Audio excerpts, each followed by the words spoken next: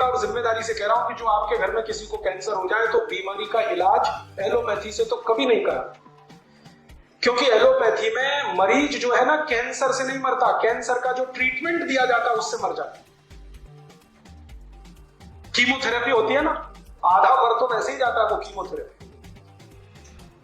इसलिए कभी भी किसी को कैंसर हो जाए एक तो घबराना नहीं और एलोपैथी के डॉक्टर के पास लेके जाना है। फिर आप पूछेंगे क्या करें, मैं आपको दवा बताता हूं। आपके घर में दवा है, कैंसर की सबसे अच्छी दवा है हल्दी। आपको शायद सुन के आश्चर्य होगा, अमेरिका की सरकार ने हल्दी पर 33 पेटेंट लिए हैं। 33 के 33 पेटेंट जो है ना एंटी कैंसरस प्रॉपर्टी के पेटेंट। हल्दी में कैंसर को ठीक करने की सबसे ज्यादा ताकत है।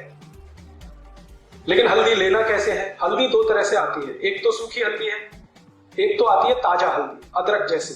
वही हल्दी कैंसर की दवा है, ताजा हल्दी। ताजा हल्दी लेना, उसकी गांठ को पीसना, चटनी बनाना, चटनी बना के कपड़े में निचोड़ना तो रस निकल आए, वो रस पिलाना है जो भी मरीज को कैंसर है। हल्दी में क्या है?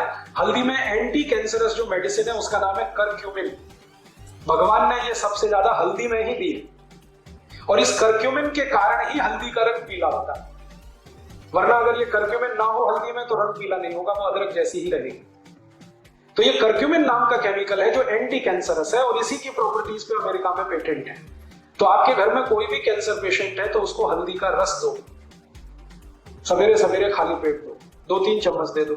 शुद्ध अगर शहद मिलता हो तो उसमें मिला के दे दो, नहीं तो थोड़ा गुड़ मिला दो, नहीं तो खाली दे दो। और उसके साथ और एक चीज अगर दे सकें, देशी गाय का मूत्र, क्योंकि देशी गाय के मूत्र में भी वही प्रॉपर्टी है जो हल्दी है, उसमें भी गुणधर्म एक ही है।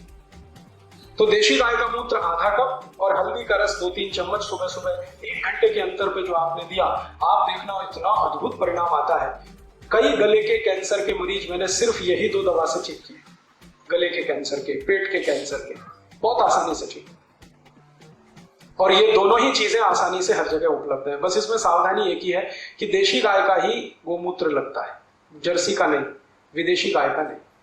और देशी गाय का मूत्र लेते समय ध्यान इतना रखना कि वो गाय गर्भवती ना हो, गर्भावस्था में है तो उसका मूत्र नहीं लेना, बस इतना ध्यान रखना। माने गाय की बछड़ी का लेना कभी भी, आसानी से ठीक होने वाली बीमारी। कैंसर के ठीक होने में बहुत बार आसानी है, लेकिन इसका दुष्प्रचार इतना हुआ है कि सब डर जाते हैं और घबरा जाते हैं। और डरने और घबराने के बाद होता क्या है कि तुरंत डॉक्टर के पास जाके ऑपरेशन करा लेते हैं और सब वैज्ञानिक कहते हैं कि जो कैंसर को ऑपरेट कर दिया तो कभी ठीक होता नहीं, पेशेंट भी जाता है, पैसा भी जाता है।